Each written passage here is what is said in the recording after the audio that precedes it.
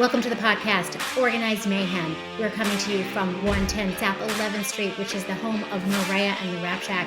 And we are here to talk to you about all things Philadelphia restaurant business and everything in between. I'm Cammie, here with my brother Scott and my friend Scott Lupa. There we go.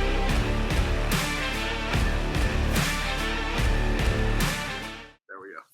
Hi, this is Cammie, and I am with John and Scott for another episode of Organized Mayhem. We are here. And we are coming to you from...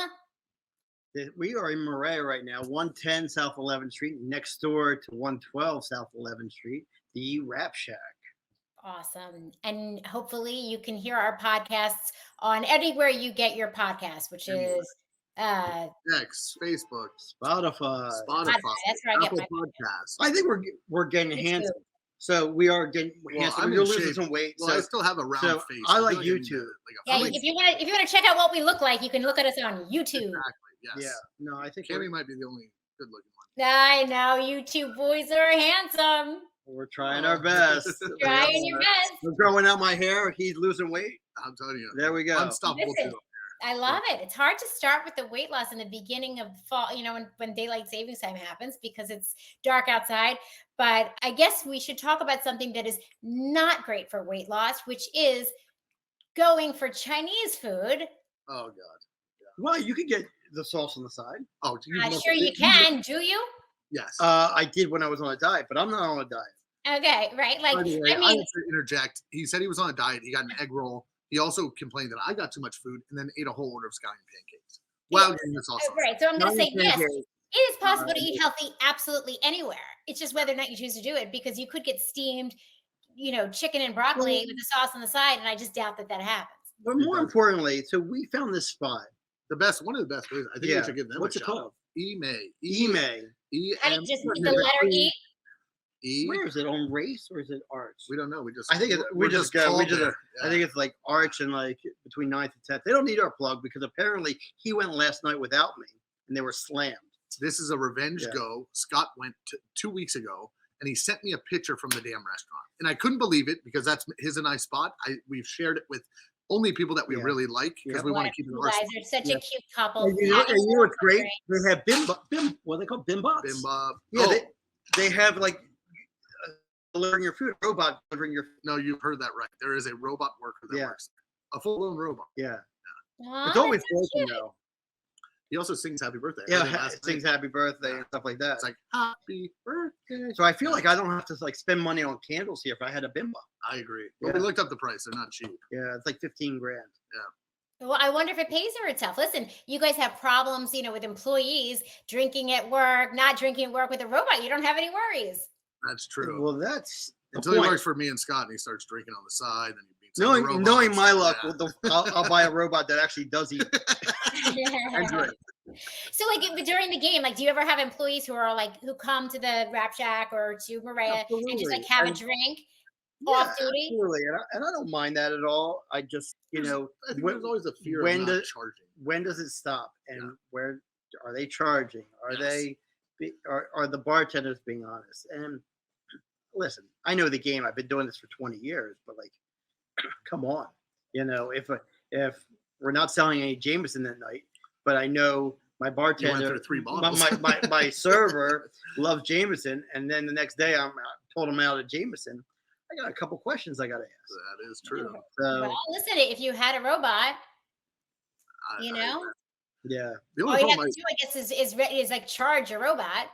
It's an armless robot, though. I think if it had arms, I want like an arm, like Inspector Gadget, where like it's like shooting out. That would be awesome. That would be fantastic. I would pay unlimited money for that. I actually think no, but it would be the coolest thing ever. So that I would find. Yeah, I like my human waiters and waitresses. I think like it's such an experience, but that's okay. That's okay. That's just me. I don't know. I think that we're irreplaceable, right? But if I had a robot right next to me at dinner, I'd be like, oh, that's cool. You know what? Sometimes I get very offended by the over checking. Like if I'm saying a nice dinner and somebody's always on top of me, I really am a person. I hate that. But we also argue with our staff. Go to the table more. And we found that honestly, I think so. Now you make a point that I never can win because I'm always to blame. but maybe our staff can't win either. Correct. Because they have people like me who don't like check-ins. They have people that love check-ins. Yeah. I mean, Well, Scott, one place where you can win is when your children ask for you to have friends over. Yes. oh god. Because, like, first of all, as Scott's sister, I was a goody two shoes growing up. Like, I would have never, ever had a party. Ever, never, never. And my brother did not have the same perspective. So he used I to had a party. have, Our parents were away every weekend, my junior and senior year. I can't tell you how many people I've met in my adult life, because, you know, nobody ever leaves Philly. We're all from Philly, who were like, oh my God, I went to your house. I went to your house growing up, and your brother was throwing a party. Oh my god. Yeah, it was nuts. I No, mean, I would like cry that he was being disrespectful. I know I'm the annoying older sister. I didn't care. Your children. What? Well, listen, everything's good. We didn't break many things. There was one girl who was playing quarters. Apparently, people don't play quarters anymore. But back in the day, everyone used to play quarters.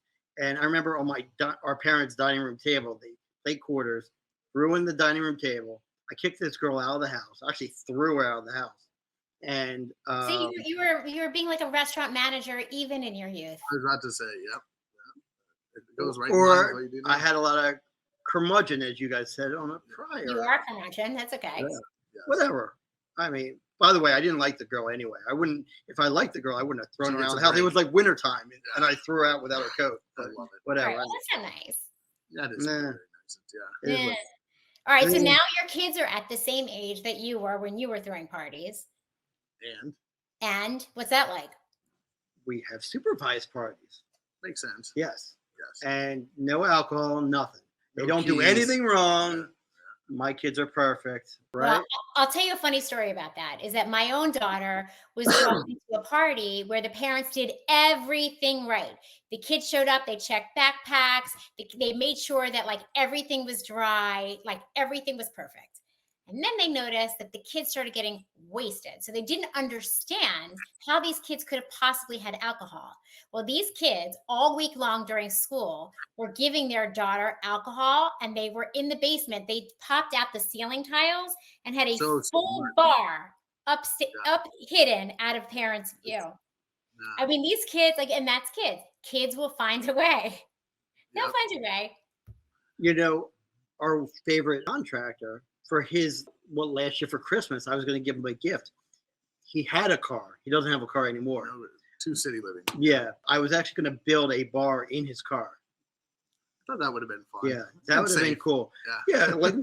I figured he would get arrested. And That's probably not such a good idea. And because I am a stickler for don't take even a sip and drive. It's just never, ever worth it, especially with the invented Uber and Lyft. No, he wasn't going to drive. He was living in South Philly, but he was just going to drink out of his car, and then go in the house. Listen, it's a home bar that you can invite your friends over. Come drink out of my trunk. Yeah, it would be like great for like tailgating and stuff like that. Exactly. Yes. I thought it would be great. Don't they also use coolers? Like, can't someone just get a cooler? Yeah, but then you don't have the full effect. That would have been a lot cheaper. A lot cheaper. Where were you last year? I feel very close to doing this. Well, definitely sounds interesting. Well, so what did you get for Chinese food? So you bragged to my poor brother who thought you were going on a date without him. No, here's what I'd say about Scott. This happens every single time. He brought me back some. Can I see the menu? And he always goes. That's such a big He always heart. goes, I'm going to get something new. He's like, I want to get something new. Never Last orders time anything. I did, I got the fried rice. That's not new. I said shrimp. He acts like he's going to be adventurous, and this restaurant is very well known. Are you making noises? No, I'm not. Craig Laban actually on the menu. It says best Chinese food in Chinatown. Oh, I trust Craig Laban. Me too. So yeah, it's excellent. I have a very big menu, and so there's like loud noises everywhere. I don't know what's going on. Well, that's why it's organized mayhem. Yeah. I did a hot and spicy bowl last night, and my aunt got like Hunan chicken or something. And I took a little adventure. It's serious Chinese food. Like, so it hurt. So we talked about this. Didn't we talk about this? Is Chinese food also sushi? Like, are you allowed to have? Is that considered like part of Chinese food now? Well, I think it's like anything else. I think like usually somebody is the master at something, right? Like I think it's very unusual to do both really well. If you can, great, awesome. I'm willing to try. I just haven't ever seen it. Correct. But again, like a place like. So are you saying that someone can own a high-end cocktail lounge with great high-end food and also own a Rap Shack at the same time? Yeah. No, Is that what you're insinuating? No, not at all. That's two different spaces, two different people, right? So like you could I was going to give up right now. Forget it. Sell out.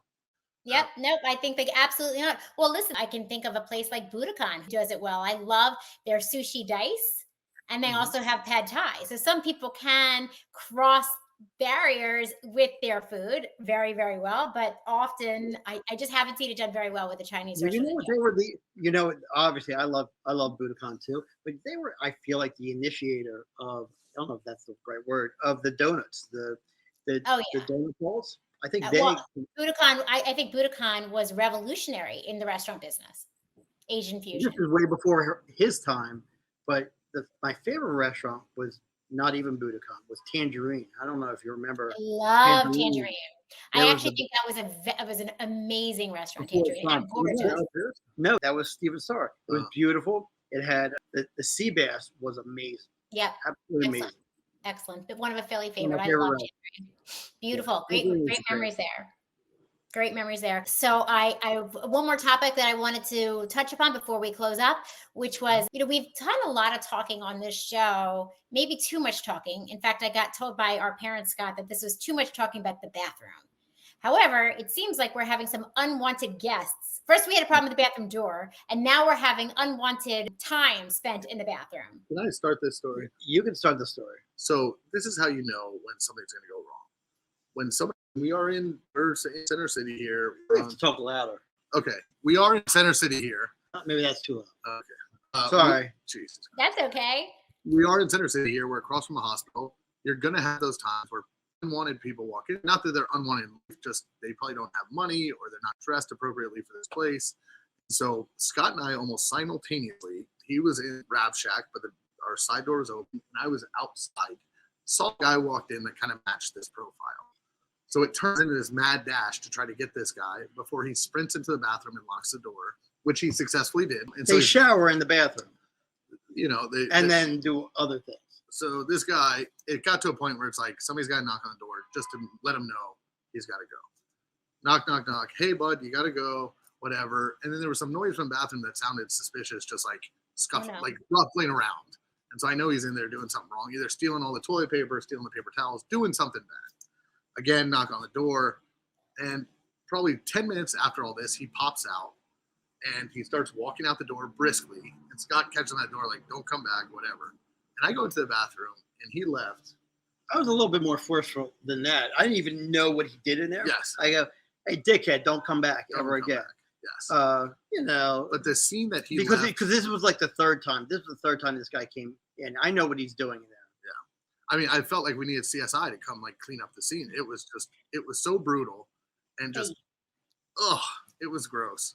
And so I got to the point where I was like dry heaving. So I go, Scott, you got to go handle that. And thank God that I can kick it up one. The owner did go handle it. Yeah, it was that flushed the toilet. But it was rough. It didn't look normal. Yeah, it was bad.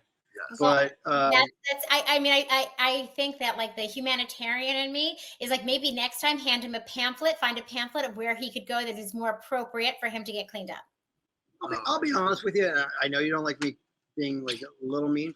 That guy was a dick. He was sucked.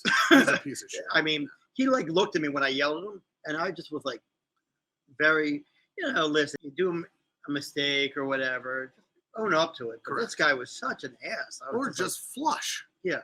You could have just flushed the toilet. All you had to do was flush, but instead you leave it for workers to clean up. Like, that's a despicable. No, I agree with you. That's not nice. It's definitely not nice. But obviously, even if he has to do something like that. It's so sweet to say it's not nice. It's a dick move. Well, but even if he's put in the position that that's where he is. Yeah. All he had to do was, I'm sure you flushed the toilet before. You hit this lever and it goes down. That's it. But this brings us into another story. So I have a favorite ramen spot around the corner where I like to go, and once in a while I try. I don't go in there anymore. I'm embarrassed. I would try to get Scott to go. And one day I'm sitting over there, and I had a little break in between work and Morea, and so I had some time. And I go, "Hey, can I use your restroom?" No. Let me preface this. He lost some weight, but this is, it's a hefty human here. A rotund kind of guy. Yes. What easy with the rotund? Stop it. Curvy.